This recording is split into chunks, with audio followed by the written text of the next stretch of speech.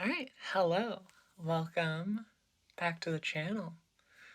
So, it's the end of the year, finally. I had a year, you know, but regardless, 2023 is over, and I've played a lot of stuff, and I've watched a lot of stuff, not that you would know that, and a lot of stuff has come out. So, we're gonna be doing some top 10 type of deal, my favorite stuff this year. But just to be clear, aside from one of these, they will be including stuff that I've played/watched for the first time this year, whether it was released this year or not. And I'm going to avoid mentioning spoilers for stuff and only using officially released trailer footage, but some may inherently include spoilers for previous installments of seasons, so watch out for that.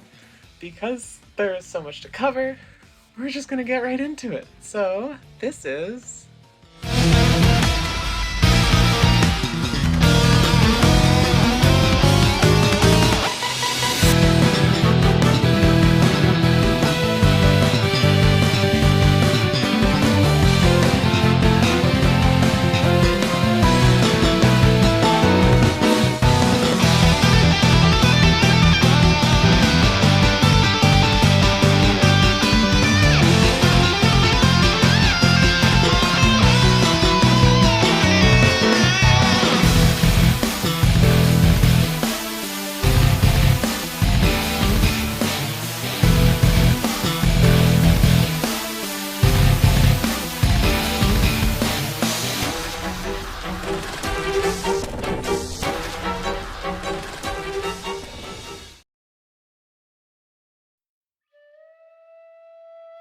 2023 was a great year for video games, assuming you don't make them or appear in them at all. And an even better year for games about going under stuff. I'm looking at you, Tears of the Kingdom, and Baldur's Gate, and Final Fantasy, and Pokemon, and Like a Dragon. No, that last one, I actually just want to get under him real bad. That's on me, sorry. We're starting with video games, because that's all we've been covering on the channel thus far. Because you have/will see my thoughts on most of these games in their own videos, most of these are going to be very brief. So, here are all the games I've played. Like with all the upcoming lists, if a game or show or movie, whatever, I finish doesn't get talked about at all, it doesn't mean I disliked it or anything. It just means I don't have anything really to say, or I forgot about it until after recording. We're gonna start real quick with some honorable mentions, not in any order. So first, Final Fantasy 16. Very pretty. Clive is so hot. Spider-Man 2. Quite fun. Very similar to the first two. How did they spend so much money on this one? And then finally, Like a Dragon Ishin. Feels like a more classical Yakuza game. Maybe because it's a remake. But it's a remake of a game that was never localized, so unless you're Japanese, in which case you can play the remake on the same console as the original, that's great. And it adds a bit unnecessary grindiness and is oddly enough in the Unreal Engine instead of their proprietary engine, which adds just like an additional layer of jank. But anyway, let's get into it.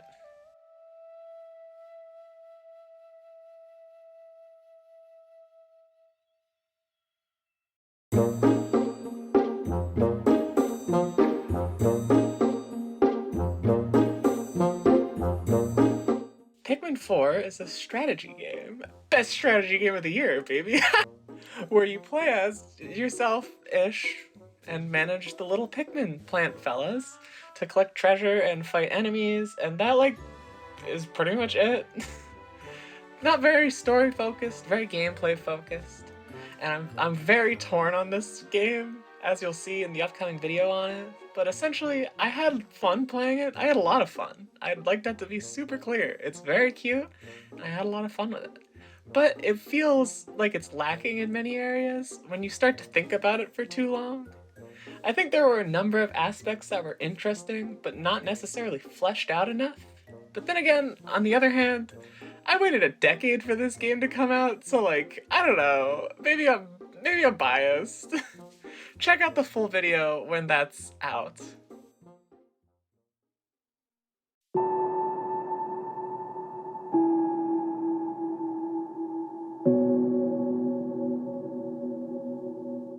Citizen Sleeper is a CRPG that follows a sleeper, an android cyborg thing, trying to survive in a spacefaring capitalist dystopian society.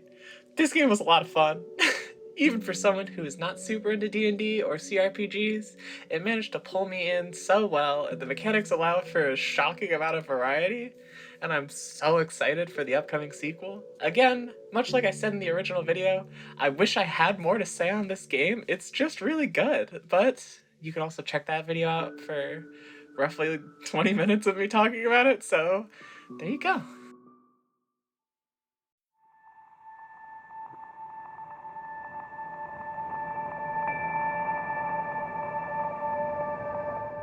You get to play as a cute little cat in a post-apocalypse world. Like, what? Like, but seriously, I don't know what else you want me to say. It's supremely cute, and I love cats and robots. And it really just nails that. In a world where the video game industry only grows more toxic and inhospitable for the people making it, it's so great to experience something that clearly has a lot of love put into it. Even more than Citizen Sleeper, I just don't have much to say on Stray. It's just a great time and an excellent game for any cat lovers in your life.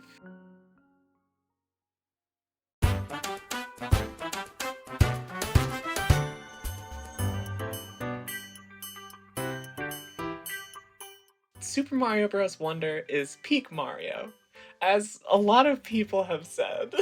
This game finally, after like a decade, allows 2D Mario to be as fun and whimsical as its 3D counterpart. The art style of this game is a huge step up from the new Super Mario series, and rings in a clear shift towards more weirdness, with each level presenting a wonder seed that causes any number of wacky effects. This game is just really fun and has really just been a joyful time playing it. I think it is also interesting that it's so non-rigid and non-standardized with an assortment of aspects in the game. For example, there are 2 worlds that straight up just don't have like final boss fights, which are frankly the weakest part of the game. And there's a number of different amounts of levels per world, and even like the types of levels are all varied. It's just something very interesting. I think it goes to further the feeling of whimsy brought on by this game. I do also love that this game specifically did not have an internal deadline, and the team was allowed to work on it for as long as they wanted it, and that paid off. I think this is a great addition to the Mario series, and just might be my favorite 2D Mario.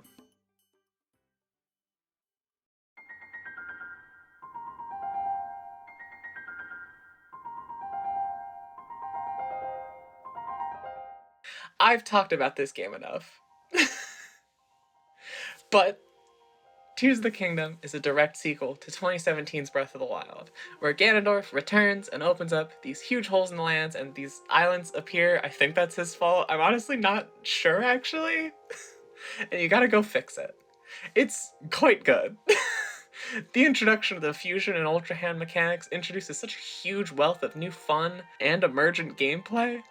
But on the other hand, much of the game feels a bit too much like just a basic sequel to Breath of the Wild, with some notable aspect that the game doesn't exactly fix or improves in such incremental levels. Despite this being a $70 game, the first Nintendo's released in America at least, and the largest gap between new Zelda games, it's difficult to judge this game.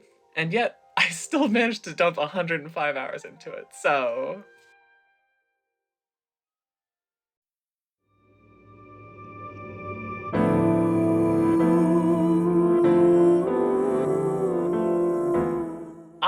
The Somnium Files Nirvana Initiative is a supremely weird game. I do not know how to convey this point to you. I guess first of all by emphasizing, yes, it is pronounced I, not AI, because you have these little robot guys in your eyes. It's a whole thing. Don't even worry about it. Like, it's not the weirdest game I've played, but it's up there. This is a sequel to The Somnium Files, but you don't need to know anything about that game to play this one. even if I'm still uncertain which one I like more. Like, there's a quiz at the beginning of the game that asks about the previous one, and if you can't answer it right, then it just avoids mentioning any spoilers of the previous game. It's pretty neat. Nirvana Initiative is a detective visual novel. Think along the lines of Danganronpa or 999, which is fitting because the developers are people who've worked on those games. The game follows the story in past and present, following the young Mizuki, the adopted daughter of the previous game's protagonist, and Ryuki, who is so unwell. Oh my god, he's so unwell. Like the original, it isn't entirely as simple as that, though. Mizuki and Ryuki have to work together to solve a string of crimes that involve people being cut perfectly in half, and then those halves not being discovered until years apart. It's a whole thing. In order to solve these, you have to dive into people's dreams, somniums, to discover the truth through these abstract gameplay sections. I cannot emphasize enough that this game is weird, and for that alone, I totally understand this not being everyone's cup of tea. But if it's something that sounds or looks interesting to you, I'd highly recommend checking it out.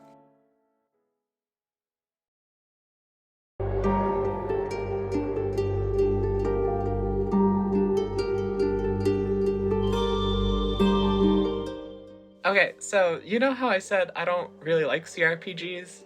Well, I'm not helping my case here. So Baldur's Gate 3 is essentially D&D, but in a video game form, and executed really well. There are so many options for how you want to go about doing things. There are whole fights that can be skipped by just persuading enemies to, like, kill themselves. Like, it's wild. There are so many great characters, particularly in the party. I love Karlach so much. She is my dearly beloved wife. And it's also wildly fun to play with a party of people, which does end up being the biggest issue for me ranking it. You see, I've been playing this game with my friends, and much like real D&D, it's a nightmare to try and schedule and progress the game. So although I know it's great, I've only really played through Act 1, which is frankly the only reason this is number 4 on the list, if we're being realistic. Despite this, the game deserves to be the game of the year, as voted by, like, everyone.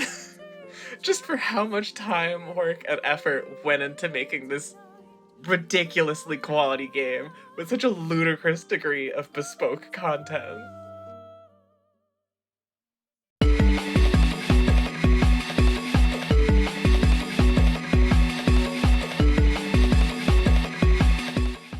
This game is so goddamn cool. Like, Neon White is the most video game-ass video game I have ever played. It is unbelievably fun. And it really goes out of its way to make the player feel cool. Essentially, this game is a rather simple 3D pseudo-action platformer. But where it stands out is its focus on speed and speed running. The game times and ranks you on how fast you finish the levels, and it dips your toes into going quicker with each rank that you're given at the end of the level. Which, through those, they introduce you markers for shortcuts, leaderboards, and telling you the speed for each rank, dependent on which rank you already got. Through this, it prevents the speed aspects from getting discouraging or overwhelming. It also helps that the movement in this game feels incredibly, like, just really truly, the best I could describe it is schmovement. It's fantastic. Really, my biggest issue is that the story isn't much to write home about, but with gameplay this excellent, I can't say no. It's so fun.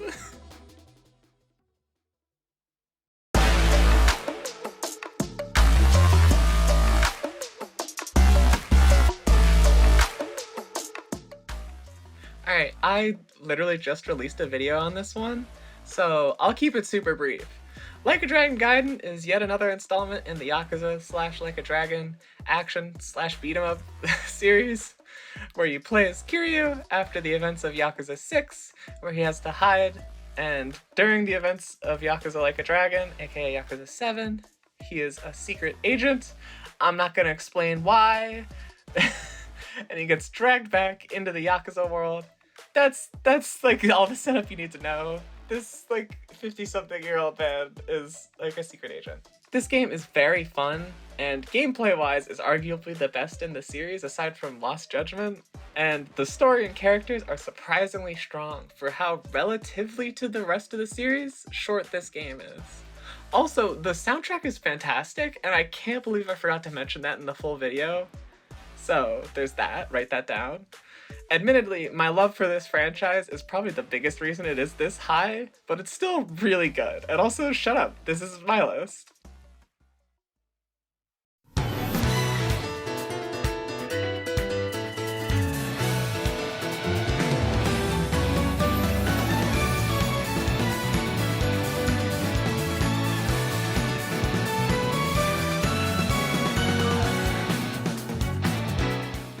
If you know me personally, then this pick is not a surprise. Like, at all. Like, Xenoblade is probably my favorite series ever, with all 4 games, yes 4, are up there for my favorite games of all time. And Xenoblade Chronicles 3 is no different. So when they announced a major story DLC similar to Xenoblade 2's Torn in the Golden Country, I knew I was gonna be all over it.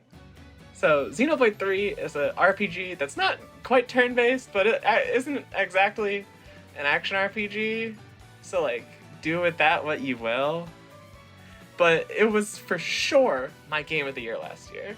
Now this DLC is a prequel of sorts, but more so than most prequels, do not play this story before the main game.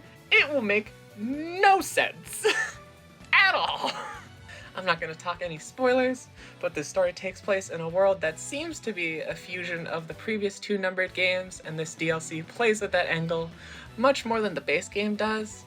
I get why the base game doesn't. Its central theme is about letting go of the past and that type of stuff, whereas this is much more fanservice-y. This story being relatively short manages to pack a lot into it, and a number of really great moments, and some kind of wild implications for the series as a whole and its future, but again, not going to talk about that right now. From a gameplay standpoint, it's pretty similar to the base game, but does have some slight changes, particularly with how all-out attacks work, which I personally ended up liking more, but I could totally see people liking the base game better in that regard.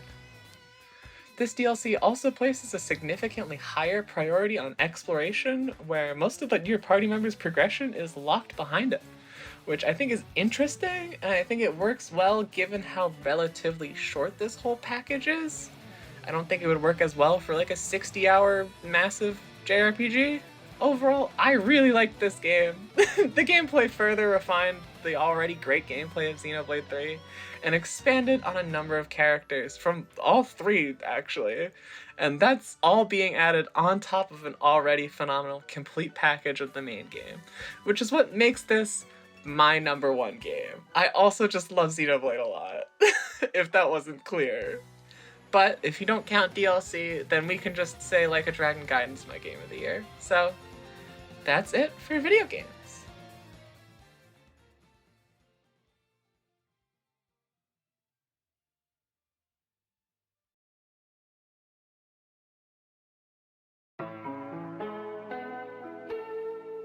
Real quick, I'm going to talk about music.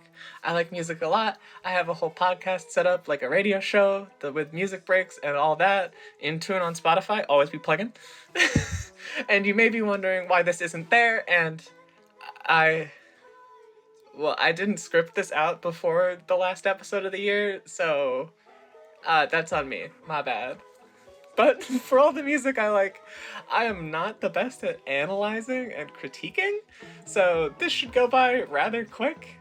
But first, a sort of honorable mention of Dev Lemon's Delusional.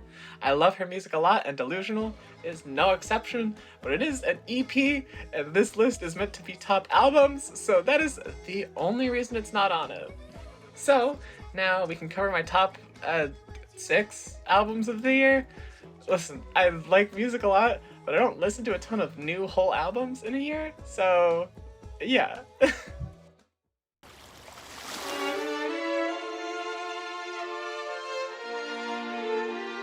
Okay, This album and the next one honestly flip-flop in my head. It is really a matter of the day, so like consider this an honorary tie for fifth. We'll pretend this is a top five, okay? Can you give me that? Young the Giant's American Bollywood is a fantastic album and is super interesting to listen to with the knowledge that a big part of this fifth album is Samir Gadier, the lead of Young the Giant, reconnecting with his roots as an Indian American man. As much, it produces a beautiful and unique sound compared to most American pop, and was released broken up into 4 acts: origin, exile, battle, and denouement. I even got to see them perform live where they played through the album straight. It was excellent. The album follows a journey of mythic scale to find oneself and their identity, belonging, and family. At least that's what they say. I just like the music. My favorite songs are the titular American Bollywood, Wake Up, Tomorrow, My Way, The Walk Home, and Cult of Personality.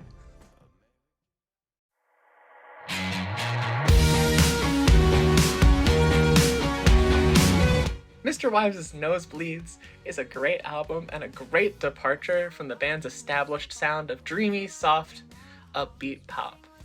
Mr. Wives' 4th album, breakout into a darker, more rock sound, while at the same time breaking out from their record label. Nosebleeds is the band's first independent album. This album follows the notion of being in the nosebleeds, held far away from the main show of your own life, and this theme ties into a lot of sucker punches from the past few years, including being dropped by their label, the lead singer and drummer getting divorced, a topic covered more extensively in their previous album Super Bloom, and well, everything else that's gone wrong in the past couple of years. My favorite songs are the titular Nosebleeds, Sideways, Trigger Pull, Too Late, and Ultraviolet.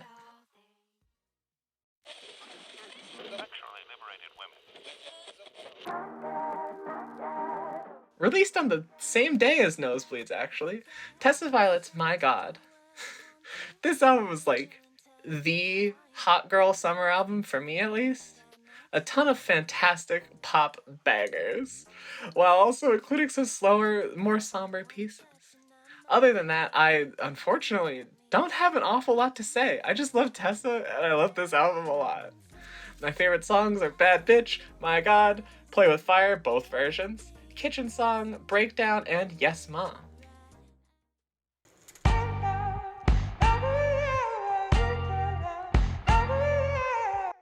Unreal Unearth is a phenomenal album, and really emphasizes the lyrical master that is Hozier, even with only 3 albums out. This album plays through the 9 circles of hell, inspired by Dante's Inferno, which is so on brand for Hozier, a man who can write multiple beautiful ballads about giving head. I also found it super cool that the song Butchered Tongue, referring to the British's attempt to erase the Irish language through their colonialism, is Hozier's first song to be released in the Irish language lyrics. My favorite songs are De Selby Part 2, Francesca, Eat Your Young, Damage Gets Done featuring Brandi Carlile, All Things End, and Unknown/Nth.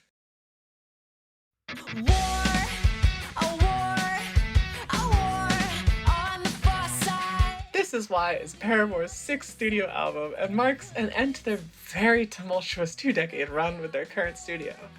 This album was 6 years in the making and is shockingly the first album where Paramore consists of the same band members as the previous album. I'm not even going to try to explain everything about this band's history, but needless to say, it's nearly a miracle this album got made at all, and since this fulfills their legal obligations with their current label, it may very well be their last. Unsurprising for being my number 2, I like this album a lot. I think it's fantastic all the way through, truly no skips.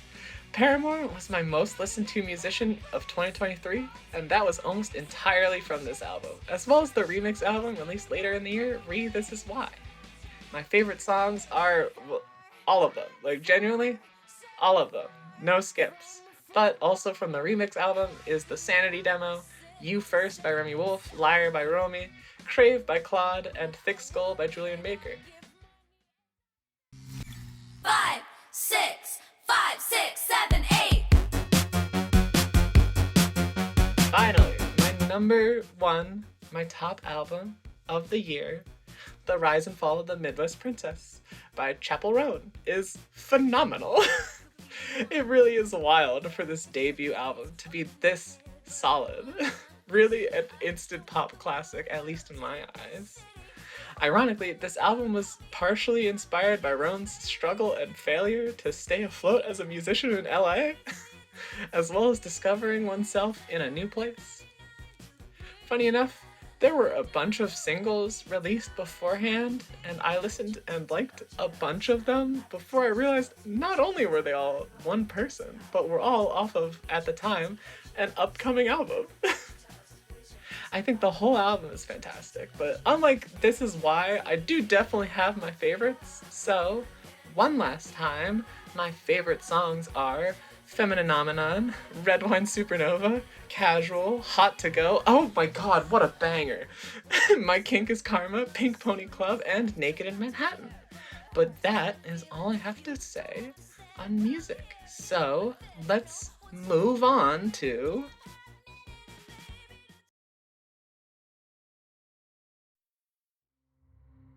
2023 was a great year for movies. Assuming you don't make them or appear, we have the Oppenheimer double feature of it and its direct sequel, Godzilla. Also the other Oppenheimer-based double feature, I guess. First, here are all the movies I watched. And now, here are the honorable mentions. Nimona, this gay little movie, is very fun and very cute, and is kind of a miracle it got made at all, because Disney shut down the studio working on it, and it was Netflix that swooped in and saved the whole operation, which is so out of character. Despite this, or likely because of this, the movie ends up looking a little flat and unfinished at times, but is still a very enjoyable film. But I'm a cheerleader.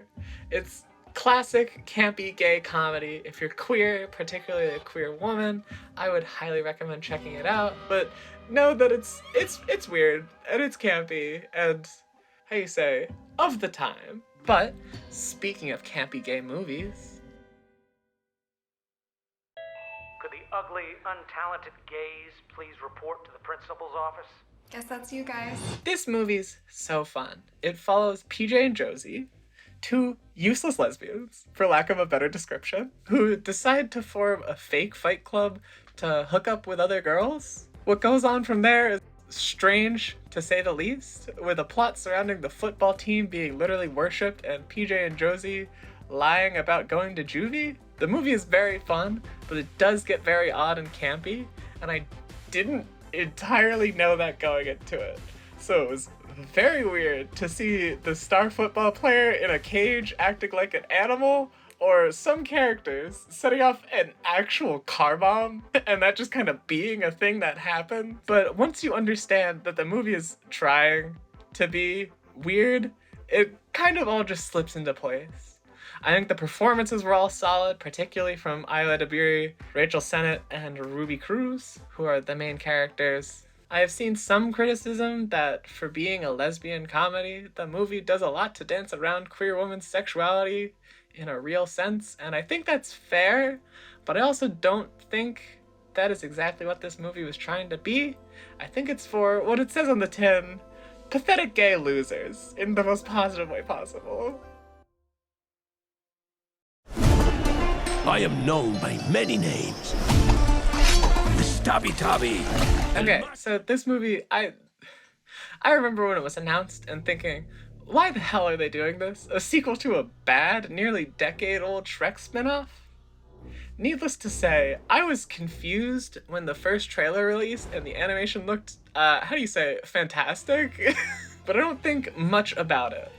And then months later, I heard that it was just actually good as well, so I had to watch it. And yeah, the movie was quite good, especially compared to DreamWorks' more recent works, at least in my opinion. I would say it is an excellent kids movie and pretty entertaining movie for adults. It tackles themes of mortality and the fear of death, as well as Notoriously, featuring a weirdly good depiction of a panic attack, along with this having a fantastic art style that while clearly inspired by Spider-Verse, is also distinctly its own thing. The story follows Mr. In Boots after he lost his 8th life, because he's a cat, they have 9 of those, and then has to confront how reckless he's been and how much of his life he's taken for granted. It isn't until an opportunity to reach the wishing star is presented that he gains any vigor for life back. Aside from being haunted by literally death, I guess. Ultimately, I think if this movie is any indication of the studio's future work, I'm very excited to see what they're cooking up now.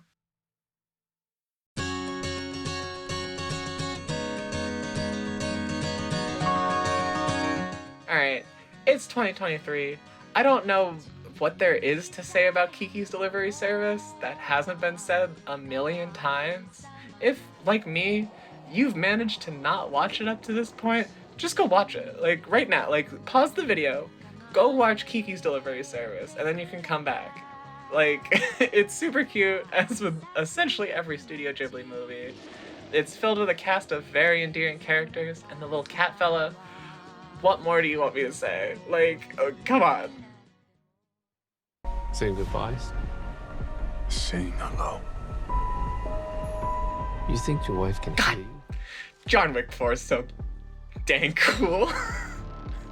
I love the John Wick movies. They really are some of the best made action movies out there, with a fun world and excellent choreography. This movie, like the previous 3, is fantastic.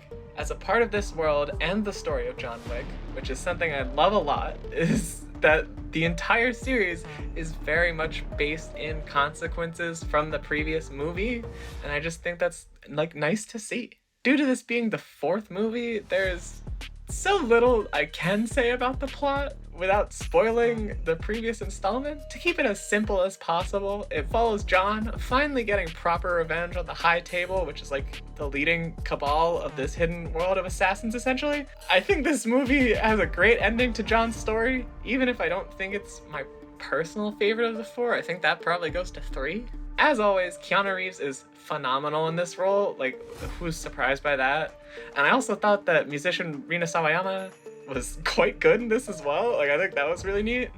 Overall, a great time. Excellent watch. There's a word in Korean, 인연. It means prophet. This movie made me sad. It made me cry. It borderline led me to having a crisis about my relationship.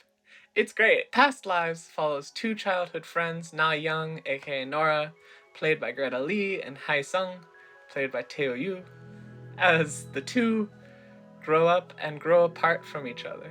The film takes place in 3 time periods.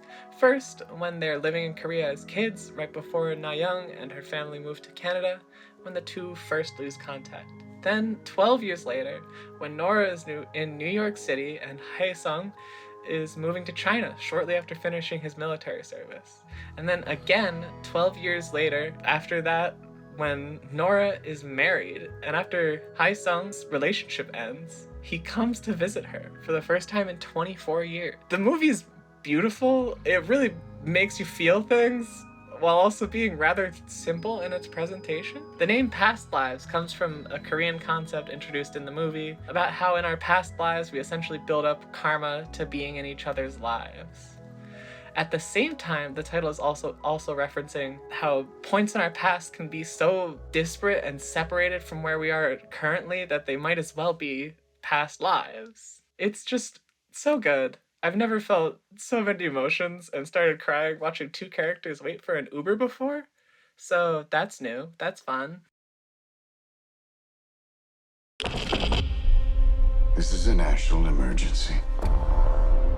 Detonator charged. Okay, so like I feel like this movie, more than anything else, is gonna make me look like a smooth brain for its ranking. Like, it feels like it should be even higher than it is currently. Oppenheimer is a biopic about J. Robert Oppenheimer and the manufacturing of the atomic bomb and then the aftermath and fallout, get it, of his relationships afterwards. This movie is a movie.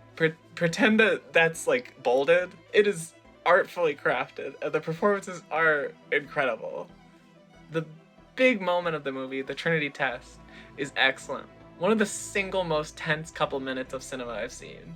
It is, however, 3 hours long, which is both a good and bad thing. It allows the film to build tension and pay it off well, but my attention span is garbage. I think it was an incredible movie. I am thrilled that it was successful, but I don't know when I'm ever going to sit down and rewatch it.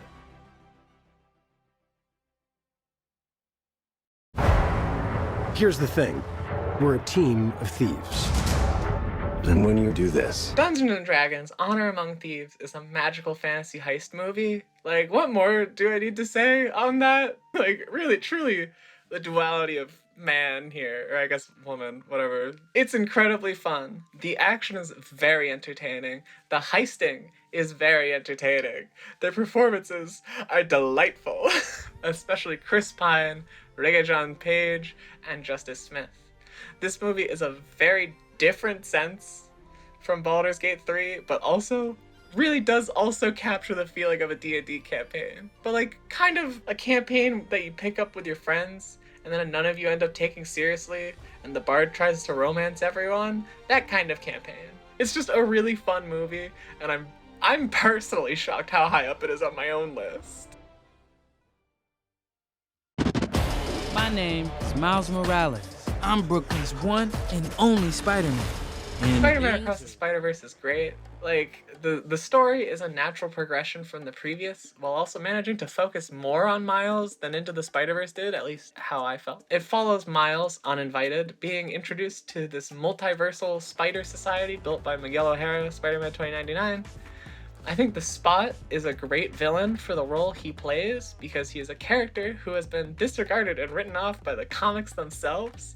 So it makes all the sense in the world for this character in the story to end up having a complex about not being taken seriously with his immense powers that he can like travel through dimensions and stuff with. This movie has a great cast. The main Peter Parker Spider-Man from the previous movie being meh, being really the only issue, and all of the voice cast being phenomenal, particularly Oscar Isaac's Miguel. The soundtrack is also phenomenal. Like, I don't usually listen to movie soundtracks, but I've listened to Across the Spider-Verse a lot. Like, a lot. The animation is incredible, just like the original. Hobie Brown's Spider-Punk alone proves this with how much work they put into animation. I believe they said that it took something like a year worth of work to animate him exclusively. Like, just a ridiculous amount of work. I wish they got paid better and were treated better. That would have been great. I also love Gwen Stacy's universe. Really nails the sort of mood ring aesthetic as they were explicitly going for. And Mumbattan, Spider-Man India's Home, is stunning and busy while not feeling overwhelming. The biggest issue with this movie is that it's part one of two, and it really feels it. It is its own complete story, more or less just having like a 15-minute epilogue that's leading you into the sequel, but you can feel how it's not really done at the same time.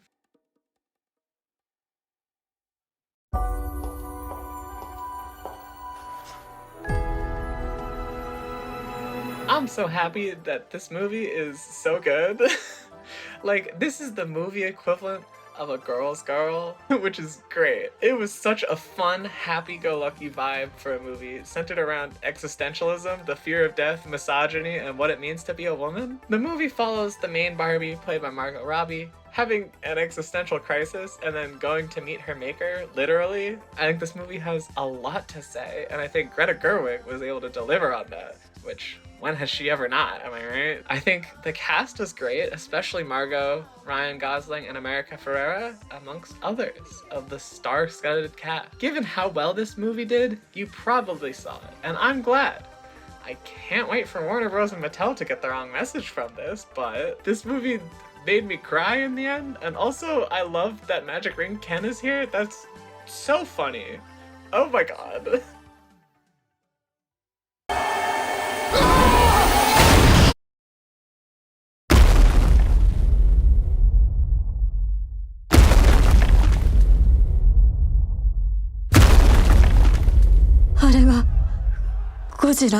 Okay, okay.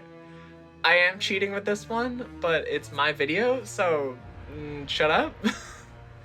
If you know me, then I have definitely mentioned my love of Godzilla, my love of the big lizard.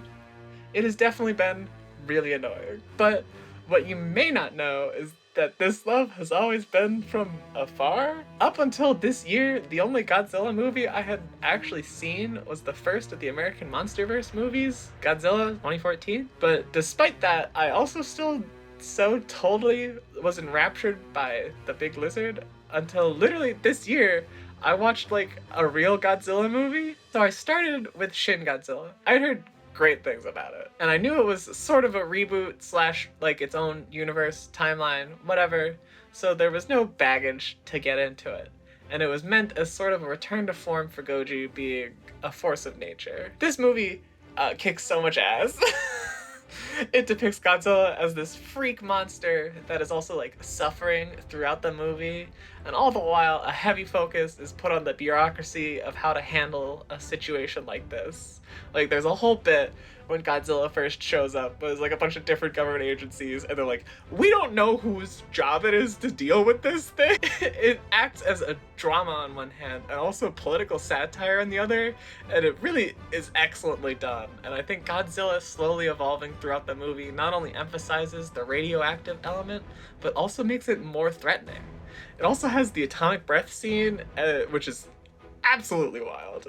Now, at the very end of the year, I have not stopped thinking about this movie. And lucky for me, like the same week I watched Shin, they announced a new movie for Godzilla's 70th anniversary. That would be in a similar vein, its own universe, and Godzilla as a force of nature. Godzilla -1 takes place in the immediate aftermath of World War II, after America dropped nuclear bombs on Japan. This is not only a supremely interesting time for all the human drama present, which is phenomenal on its own, really, like, there were tears in my eyes, but super interesting on a metatextual level because Godzilla, the monster, is meant as a metaphor for those very same nuclear bombs. That's also where the name comes from. The war left Japan at 0, and then Godzilla shows up, bringing them down even further. Much like Shin, I love how clever they have to get to try and take down Godzilla, because it is such a creature where straight up firepower isn't going to get you anywhere. The main character, Koichi, and his actor, Ryunosuke Kamiki, are both fantastic. This movie is just so good, guys. Goji's roar is great, and every time we hear the main theme, there were real chills down my spine. -1 is for sure my favorite movie of the year, but Shin is also fantastic, just in different ways, if that makes sense. But either way, I cannot wait to watch more Godzilla movies. And that's all I gotta say about movies for this year.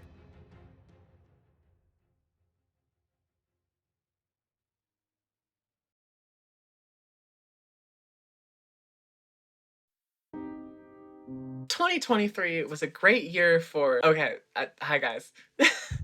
There was a lot of really good shows from this year, like, too many. Like, I originally had new stuff and old stuff separated into 2 separate top 5s for each of, like, these categories, but I couldn't decide for shows, so now everything gets one combined top 10.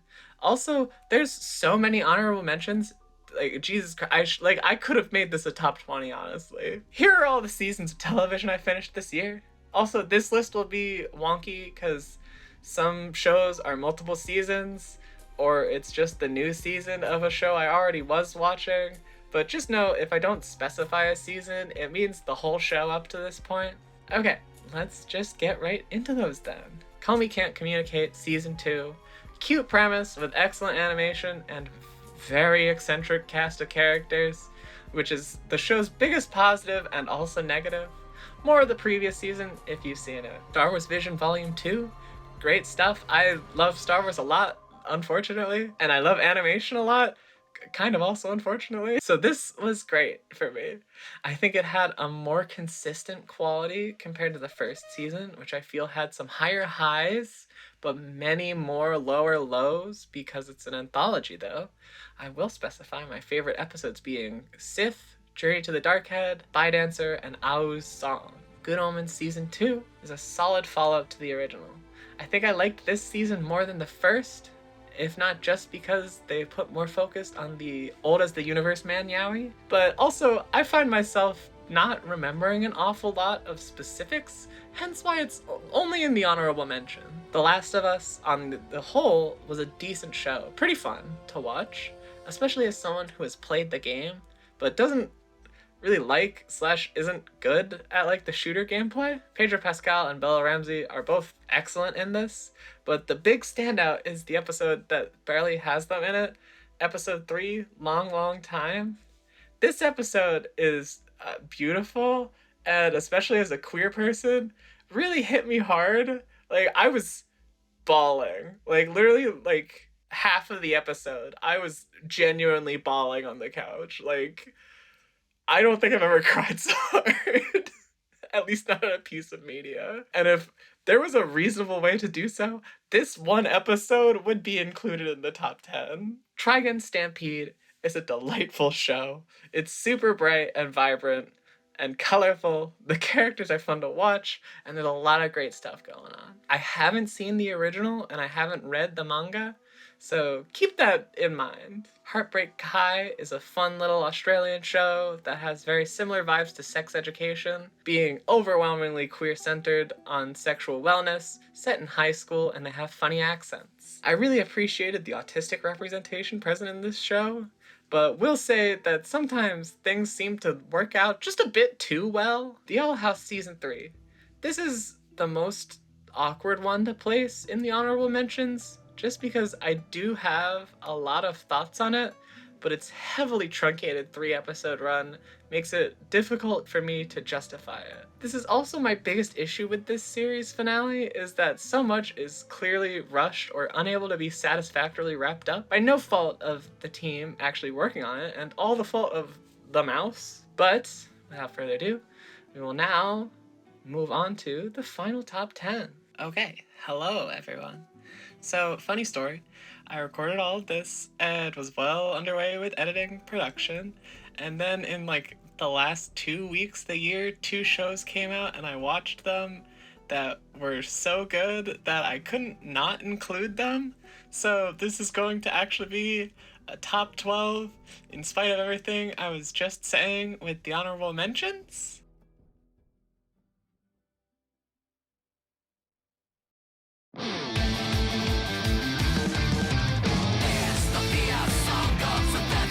So this show technically isn't finished yet because of severe delays as of writing or recording, but should be by the time you're watching this.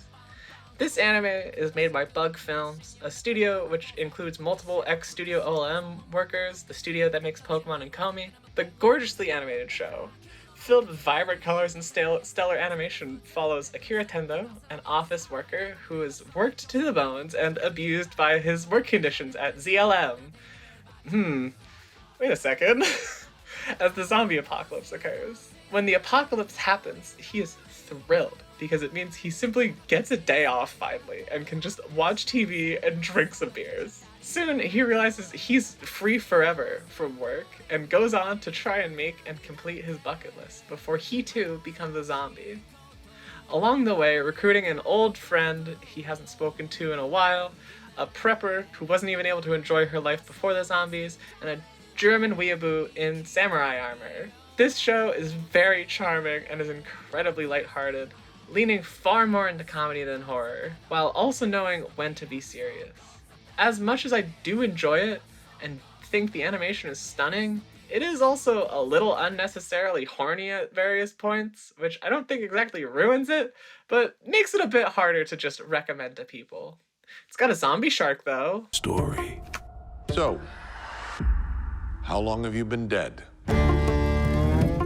This version of Interview with the Vampire, because it is one of multiple adaptations of a book of the same name, follows the story of Louis de Pointe du Lac, the titular vampire being interviewed. Most of the show is watching his story being told, set in the early 1900s, where he must deal with being a black man in that time period, a homosexual in that time period, a vampire, a father, and also in an abusive relationship. I think all of this builds into a rather unique story and perspective of vampires compared to a lot of popular media, at least. And I think there's a lot that could be said about the inherent homoeroticism present in vampires that is so rarely touched on. I think another angle that is rarely touched on is when, in the episode The Ruthless Pursuit of Blood, with all of a child's demanding, is the idea of someone who isn't a grown adult being turned into a vampire. In the episode, Louis and his lover Lestat end up turning a girl who was on the verge of death and in turn adopt her as their own child. But this leads to contention throughout the rest of the series as Claudia, the girl, is functionally trapped as a girl in her mid-teens, which sounds like a fucking nightmare. Overall, I just found this show presenting a lot of ideas I at least personally have not seen much of in popular vampire media, and is done with a very prestige presentation to it.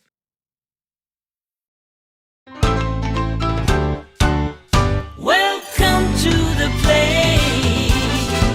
This show was absolutely adorable. Like, I was freaking beaming the entire time I was watching it. Like, my god. The show follows extremely anxious and overworked Haru, who starts work at a Pokemon resort and has to learn to not only take care of people in Pokemon, but herself as well. It features this insanely adorable stop-motion style done by the same studio that made the Rilakuma and Kaoru series a few years ago, and it is just phenomenal to look at, and is reminiscent of the art style of some Pokemon cards that are like this claymation look. My biggest issue with this show, and the only reason it isn't higher, is because it's so short, at only 4 episodes, at 15 minutes each, and there's no plans to make more of it, which is so messed up, but this miniseries is for sure going to be a comfort watch for me that I will come back to so frequently.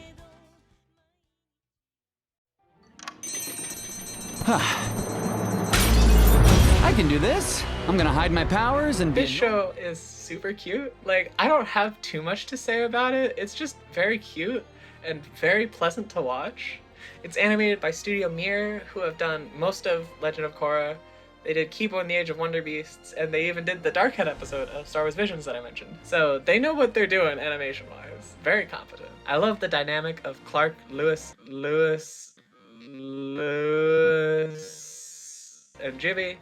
It's very cute, and I appreciate them addressing Jimmy being kind of a third wheel instead of him just kind of being cool with it. Otherwise, it's a Superman show. I do think it is important to note that I am not a very big comics person. I don't read Superman, and Lord knows the movies haven't done him good anytime recently, but this show just really made me love Superman. It really made me get it.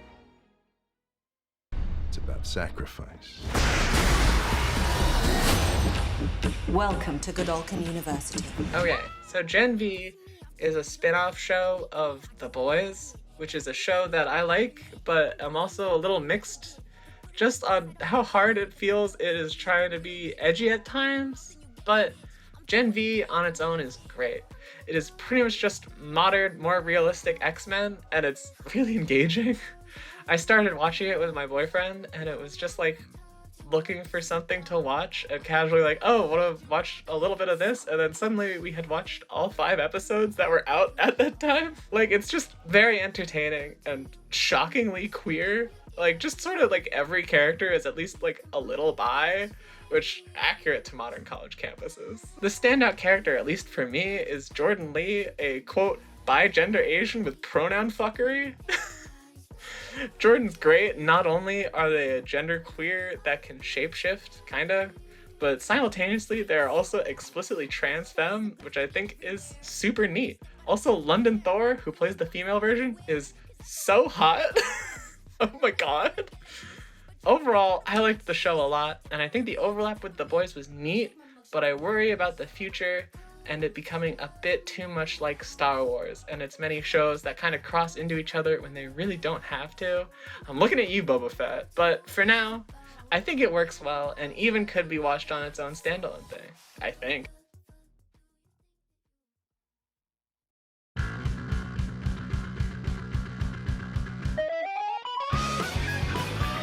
Scott Pilgrim Takes Off is delightful, and it's not what you expect. It isn't a retelling of the story from the graphic novels and game and movie, but its wholly own thing. It starts off retelling the beginning, but then dives into essentially an AU where Scott loses the first fight against Ramona's evil exes, and then the rest of the show follows Ramona trying to figure out what happened. It's great, and it gets to flesh out and explore the non-Scott characters, but also fleshes out Scott quite a bit. Makes him a much more likable character. I think the animation is stunning, mimicking the art style of the original graphic novels. It really is a treat to watch, visually. Speaking of treats, it is so wild that the entire cast of the movie returned to voice their characters, just showing how fun the movie was to make and important to a lot of them, seeing as most of the main characters went on to be, like, major celebrities afterwards. It's just super fun to watch and has a lot of fun, while also having new morals and lessons from the original. I would recommend it to people who liked the original, and I also would honestly kind of recommend it to people who didn't. I've been thinking about you lots in these interesting times. Hilda is such a cute and cozy series, like as a whole, and you should just watch the whole thing. The series follows notable weird girl Hilda in a world of fantasy and magic. Season 3 follows Hilda and her friends and family dealing with the presence and threat of fairies, like closer to like traditional folklore type of vibe. This season acts as a finale to the series, and I think it does so very well. In fact, the final episode is an hour and a half long compared to the 20-ish minute episode runtime usually. The animation is superb, the music is delightful, and the voice performances are great, including Bella Ramsey, who was just in The Last of Us. I love Hilda so much, and season 3 is like the strongest of the show. Like, it's fantastic. Go watch it. It's so cute.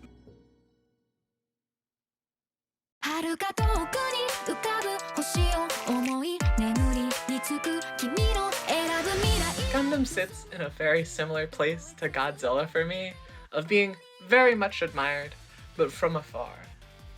But when I heard the new Gundam show's main protagonist was an honest-to-God lesbian, well, I couldn't not watch it. The anime follows Soleta Mercury from, well, you'll never guess what planet, who, with her superpowered Gundam mech, is semi-forcibly enrolled by her mother into corporate-owned school centered on mechs and mech fighting. And then they have a quaint slice-of-life school experience. And then the crushing weight of war and capitalism happens. You know, Gundam. The show's centered around capitalism and political corruption, both on the galactic level and the school level, and also has a lot of cool mech fights. I love the dynamic that deuteragonists Soleta and wife-to-be Miorina Rembrandt have with each other, where Soleta is generally goofier but a powerhouse in a mech, while Mio is calmer and more strategic. It's cute. I like it a lot.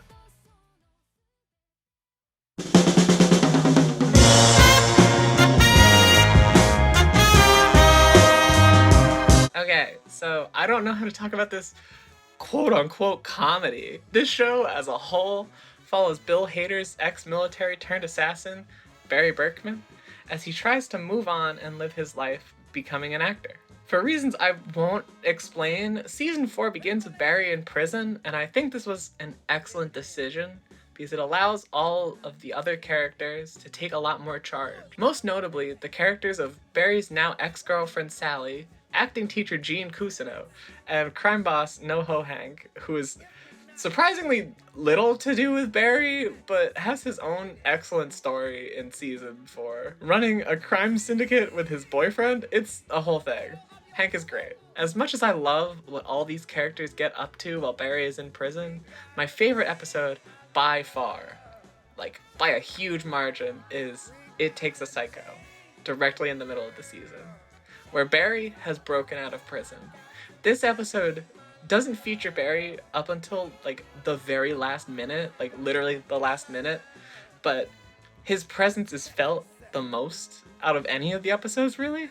The entire episode follows the people in Barry's life learning of his escape and the very real fear they feel of the idea of him being back in their lives really makes him out to be the monster that he has become at this point. It's excellent, and I'm not even gonna get into what they do in the second half of the season. I'll never forget the day I heard their plane had gone missing.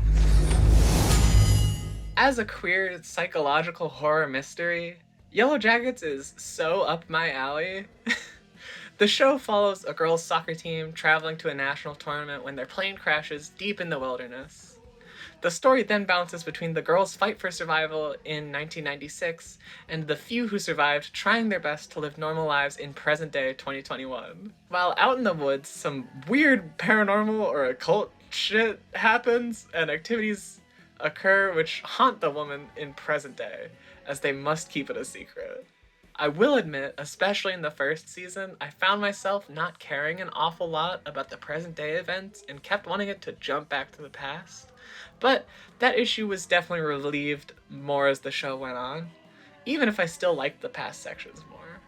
I did also find it a little odd that most of the messed up behavior that they get up to, notably including cannibalism, doesn't really happen until the second season, despite the first episode teasing such in the flash forward to the near end of their year and a half in the woods. Ultimately, I enjoyed the drama a lot once it got its hooks in me. I say that because I watched the first episode and then went multiple months without watching any more, and then proceeded to watch the entirety of the rest of the 2 seasons within like 4 days once I got back into it. It feels to me like the kind of show where if it is for you, it's for you. But if it's not, it really isn't going to do anything for you. Luckily, it was for me.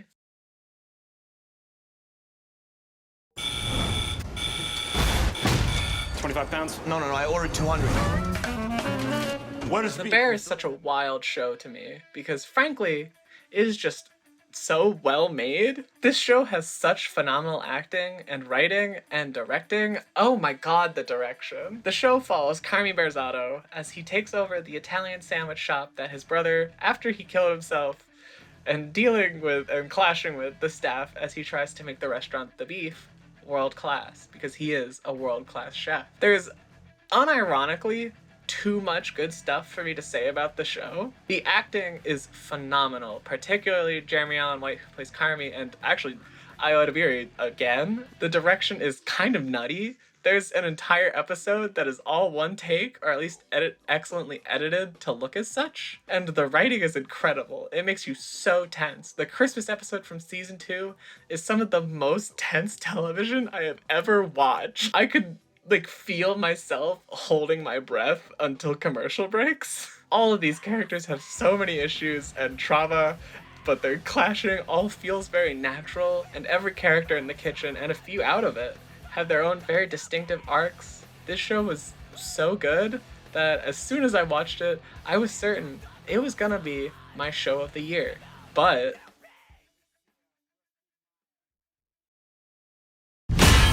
Let December's light brighten a path to the men I seek. Guide my steps until I find them and kill them. Blue Eye Samurai goes so hard. I watched it all in 2 days and then had to fight myself to not just watch it again. This show is set in Japan during the Edo period and follows a half-Japanese, half-white swordsman, parentheses, woman, named Mizu, who goes on a mission to kill the 4 white men in Japan. Because this was during a time period when Japan had closed borders, so there literally was a distinctly limited number of white men, one of whom is her father. Mizu disguises herself as a man most of the time, which, she doesn't do much to disguise herself. People just kind of perceive her as a man a lot, and goes on this quest, eventually being accompanied by a new companion, Ringo, who is a chef with no hand. Simultaneously, the show is following Princess Akemi, daughter of one of Japan's lords, as she tries to save her fiancé after he was disgraced by Mizu, and then goes on to try and figure out what she wants. This show is so incredibly cool. The animation is stunning, especially the landscape art is gorgeous. I adore the story being told here. It's great.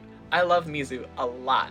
Shocking. I know. Me, a trans woman, likes this character who is a woman but is constantly misidentified as a man. That's crazy. And I also really liked pretty much the entire supporting cast. Even Ringo, who seems to fill an archetype of cheerful sidekick that doesn't get annoying. Finally, for today, the voice acting is really good. Surprisingly good, considering most of the cast, aside from George Takei and Ming-Na Wen, don't really have any notable voice roles. They're mostly live action actors like Maya Erskine, Brenda Song, Randall Park, and Masioka. On top of all this, the action choreography is such a treat for the eyes, and it is just incredible to watch. I am so glad the show has already been greenlit for another season, but it is still Netflix, so like, who knows, am I right? Hopefully we get plenty more of this show, and hopefully you go watch it, and everything else on this list.